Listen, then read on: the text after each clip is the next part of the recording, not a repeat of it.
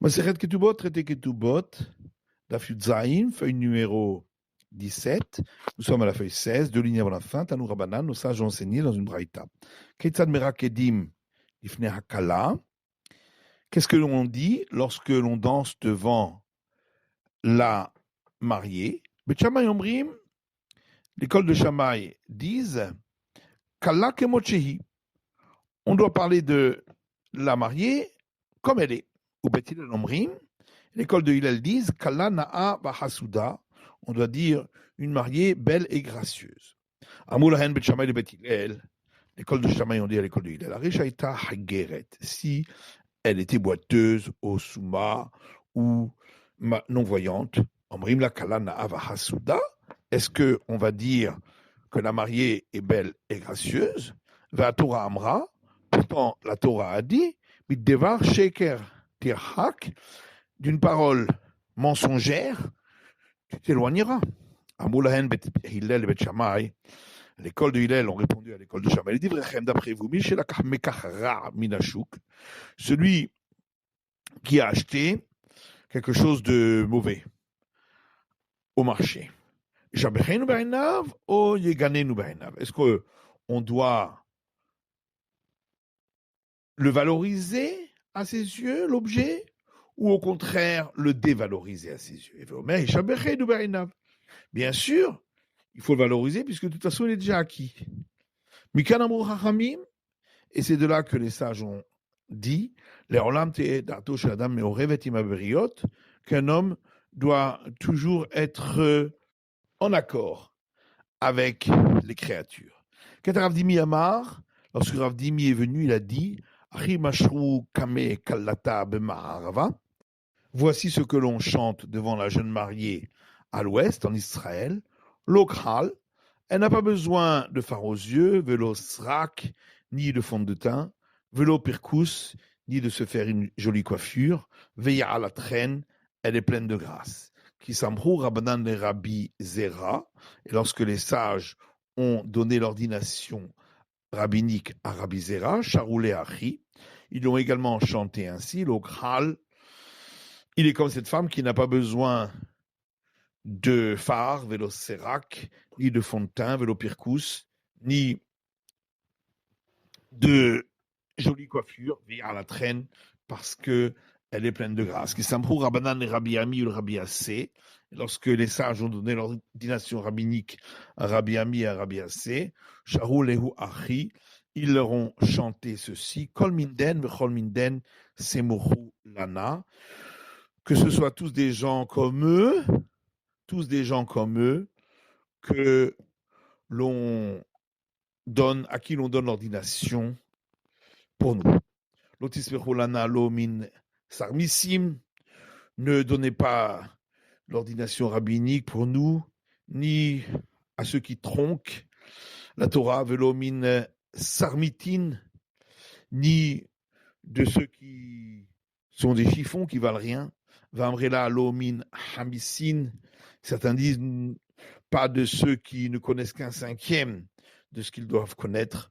Velomin tormissin, et pas de ceux qui sont vides de connaissances. Rabbi Avaou, qui avait athé mimetivta lebei Kessar, Rabbi Avaou, lorsqu'il arrivait de la maison d'études au palais de l'empereur romain, les servantes du palais de l'empereur romain sortaient à sa rencontre, et elles chantaient pour lui à rire ainsi, Rabba de Amé, le maître de son peuple, Umad Barna de Umate, et le guide de sa nation, Botsina di Nehora, qui a une figure illuminée, Berich matière l'Ishlam, que ta venue soit bénie par la paix. On a dit sur Rabuda Barilae, Shayanotel Bal Shel Hadas, qu'il prenait une branche de myrte, ou Meraked Lifne Akala, il dansait devant la jeune mariée, Véomer, et il disait Kala Na'a Vahasuda, c'est une mariée belle et gracieuse. Rav Shmuel Baravitzrak Meraked Atlat, Rav Shmuel Baravitzrak dansait en jonglant avec 3 branches de myrte. Amar Rabbi Zera, Kamar Siflan Saba. Rabbi Zera dit, voilà que ce sage nous fait honte de se conduire ainsi avec légèreté. Kinach nafshi, mais lorsque il est décédé, Ifsik Hamoud Adenora Ben Dideh les coulées Alma, une colonne de feu l'a séparé du reste des gens, ou miré de la Ifsik Hamoud Adenora, et on sait par tradition que ne vient séparer la colonne de feu, et là, il est Chad Bedara, que pour une personne dans la génération, il est très Bedara, ou au maximum 2 dans la génération. Amar Rabbi Zera, et là, Rabbi Zera dit, Aneyeh les chutites et les sabats. La branche de myrte a servi à ce sage. Vamrela, d'autres disent, Shtouté les sabats. Sa folie a servi à ce sage. Vamrela, Shitate les sabats. D'autres disent, la manière de se conduire lui a servi à ce sage. Ravacha Markivla a katfe. Ravacha prenait la mariée sur ses épaules. Umeraked, il dansait. Amrele Rabanan, les sages ont dit, Anan Mahul Mi'abadachi, est-ce que nous aussi pouvons faire la même chose? Amalou leur a dit, Idamian Alaychu Kikeshura Lechadie. Si les mariés ressemblent pour vous à des poutres, c'est-à-dire qu'elles ne vous donnent pas de mauvaises pensées, alors vous pouvez le faire. Veila là, mais sinon non. Amar Rabbi Bar Nachmeni, Amar Rabbi Yonatan. Rabbi Bar Nachmeni a dit au nom de Rabbi Yonatan, Mutar listakel bifnei kala. On a le droit de regarder le visage de la mariée, kol shivra, pendant tous les 7 jours des festivités du mariage, que del chabeva al ba'ala, pour la rendre plus chère aux yeux de son mari. Velet il cheta kevate, mais on ne suit pas cet avis. Tanu Rabanan, nos sages ont enseigné dans une braïta, ma'avir tamet bifnei kala. On doit laisser de côté un mort pour laisser passer la mariée. Vezé mifnei melech Israël, et l'un et l'autre, on les met de côté pour laisser passer le roi d'Israël. Amrou alav al Agrippas melech, on a dit sur le roi Agrippas, chez Avar milifnei kala, qui s'est mis de côté pour laisser passer une mariée. Veshibehuhu hachamim, et les sages ont vanté son éloge. Shibehuhu, parce que les sages en ont fait l'éloge, Mikal de Shapir Avad, ça veut donc dire qu'il a bien fait. Ve'amar Ravashi, pourtant Ravashi dit Afilu man de Manassi chez Machar al Kivodo Kivodo Marhoul, même d'après celui qui dit qu'un prince d'Israël qui pardonne le manque de respect qu'on peut avoir pour lui, ce manque de respect est pardonné, mais Kivodo Marhoul, si un roi pardonne sur le manque de respect dû envers lui, ce n'est pas pardonné, donc on n'a pas le droit de laisser de côté le roi, même s'il lui-même le demande. Des Amama, car il y a un enseignement qui dit, un verset dans Deutéronome, Som tassim alecha melech, tu placeras sur toi un roi. J'étais mato alecha, c'est marqué plusieurs fois le terme placé pour dire que la crainte du roi doit être sur toi. La Gemara répond par Shat Derachim Havaï, il s'agissait d'un carrefour, et donc il a fait comme s'il voulait aller sur un autre chemin. Tanu Rabanan, nos sages ont enseigné dans une braïta, on arrête l'étude de la Torah pour participer à la sortie du mort, pour l'amener à sa sépulture, et pour faire entrer une mariée sous le dénuptial. On a dit concernant Rabbi Yehuda ben Rabbi Ilahi, qu'il cessait l'étude de la Torah, le Otzatamet ou la Khlasat Kala, pour faire sortir le mort ou pour faire entrer une mariée sous le dénuptial. Bamidvarim Amourim, ce qui a été dit ici, que She'en Immo Kol Sorko, c'est seulement lorsque le mort n'a pas suffisamment pour l'accompagner. Mais il y a suffisamment pour l'accompagner. On ne cesse pas l'étude de la Torah. Avec Kama, combien c'est suffisamment, Kol Sorko, pour ce qu'il a besoin. Amar Rav Shmuel Bar Ini Mishme de Rav. Rav Shmuel Bar Ini a dit au nom de Rav, Tressa Alfe Gavre, 12 000 hommes, Veshita Alfe Shipure, et 6 000 qui sonnent de la corne de bélier.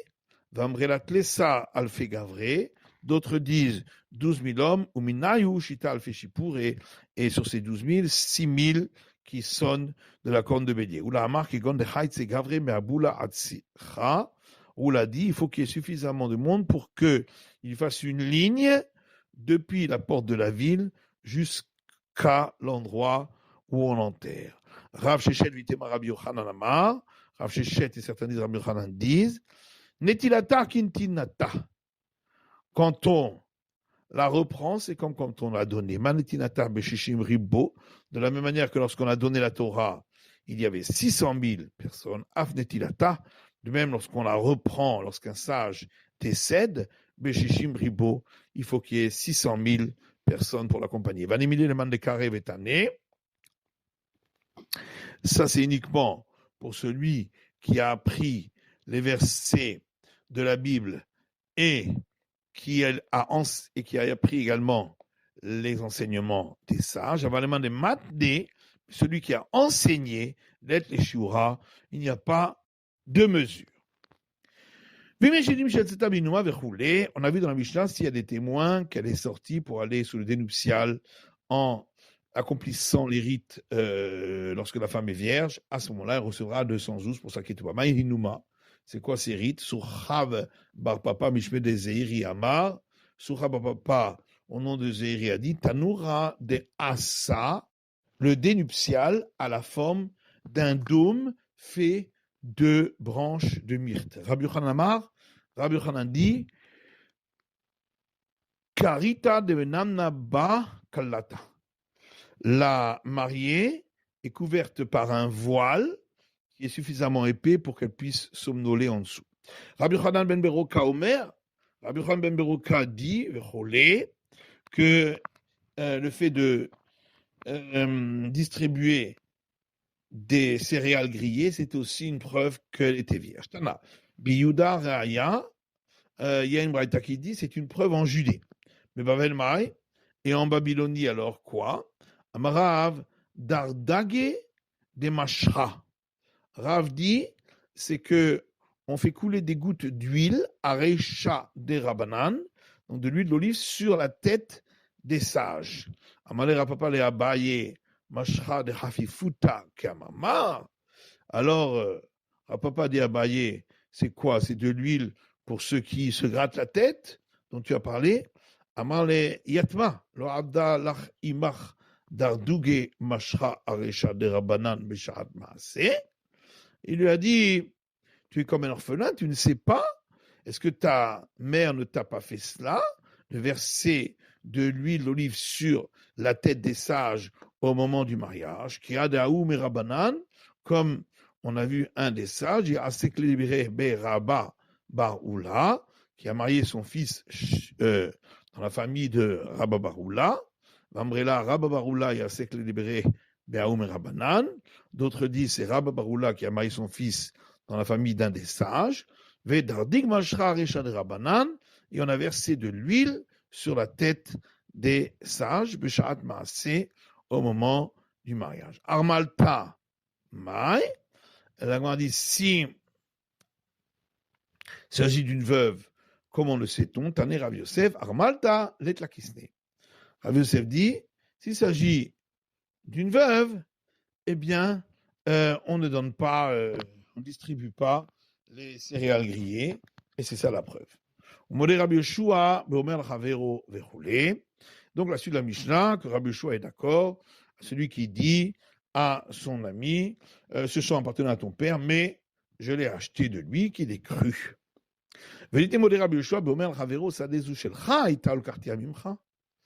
Pourquoi on n'a pas enseigné ainsi? Rabbi Yoshua est d'accord dans le cas de celui qui dit à un autre, ce champ-là, il t'appartenait, je l'ai acheté de toi. C'est à cause de la suite où on a dit, s'il y a des témoins que c'est à lui, et il dit, je l'ai acheté de lui, dans ce cas-là, il n'est pas cru. Alors de quoi parle-t-on? Si il s'agit de lui et pas de son père, si celui qui est sur le champ a consommé la récolte du champ pendant les 3 années pour montrer qu'il est propriétaire, pourquoi n'est-il pas cru en cela? s'il n'a pas consommé pendant les 3 années pour montrer qu'il est propriétaire, putain de l'homme, bien sûr qu'il n'est pas cru. Yari, Gabi Aviv Nami. On dit oui, mais alors à ce moment-là, même dans le cas où il dit que c'était à son père aussi, on n'a que dire la même chose. Si il a consommé la récolte pendant les 3 années pour montrer qu'il est le propriétaire, pourquoi n'est-il pas cru? Et s'il n'a pas consommé pendant les 3 années pour montrer qu'il est propriétaire, putain de l'homme, bien sûr qu'il n'est pas cru, parce que si ça fait moins de 3 ans, il doit avoir encore l'acte de vente. La Gemara dit, lorsque c'était à son père, alors là, on peut trouver un cas. Il a consommé de la récolte du champ pendant 2 ans du vivant de son père et 1 an du vivant du fils. Que de Rav Huna, comme l'enseignement de Rav Huna, Rav Huna en Marzikim, il dit Katan, que lorsque on ne peut pas prouver qu'on est propriétaire si on a mangé de la récolte des biens d'un mineur, à Filouigil, même si après il est devenu majeur. Ravuna, mais alors à ce moment-là, Ravuna, ce qui nous enseigne, en fin de compte, c'est l'enseignement de notre Mishnah. Si tu veux, on peut répondre que Ravuna, effectivement, il vient expliquer notre Mishnah. Et si tu veux, on peut donner une autre explication. Il vient nous apprendre même après qu'il est devenu majeur.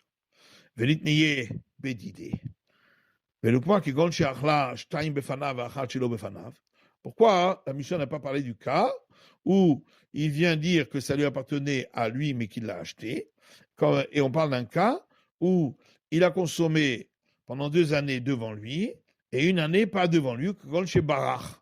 Par exemple, que l'autre s'était enfui. Barach Mahmat Mai, mais alors il s'était enfui à cause de quoi? Il est Barach Mahmat Nefashot. Si c'était enfui parce que on voulait attenter à sa vie, Pshita de l'Omeheman, bien évidemment qu'il n'est pas cru de dire que ça lui appartient. Namatsi Mahé, puisque l'autre ne pouvait pas s'opposer pendant cette 3e année, pour ne pas qu'on le retrouve. Veille Barach Mahmad Mamon, si c'est enfui parce qu'il devait de l'argent, il va aller me mouiller. Alors, il n'avait qu'à faire opposition pendant cette année-là. Puisque nous avons pour principe que s'il a fait opposition, même si ce n'est pas devant lui, ça s'appelle opposition. Puisqu'il y a une Mishnah qui dit Shalosh Aratzot lechazaka, il y a 3 contrées concernant les années où on consomme la récolte du champ pour montrer qu'on est propriétaire. Yehuda ve'Ever Yarden ve'Hagalil, la Judée, la Transjordanie et la Galilée. Hayabi Yehuda ve'Erzig be'Galil.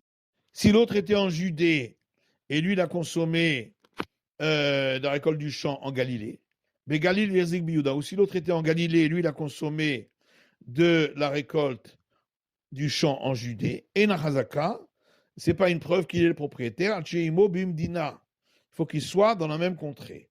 Là-dessus, on a posé une question. Quelle est son opinion? S'il considère que si l'autre fait opposition, même si ce n'est pas devant lui, ça s'appelle une opposition. Même si l'un était en Judée et l'autre en Galilée, malgré tout, ça devrait constituer une preuve de propriété. Et s'il considère que si c'est opposé pas devant lui, c'est pas une opposition, même si c'était les deux étaient en Judée aussi, ça ne devrait pas être considéré comme une preuve donc de propriété. Alors Rabbi Abba Mamal répond qu'en vérité, effectivement, il pense que s'il a fait opposition pas devant lui, ça s'appelle quand même une opposition. Et notre Mishnah, elle parle en le cas où il y avait une guerre entre les différentes contrées. Mais alors pourquoi on a parlé uniquement de Judée et Galilée?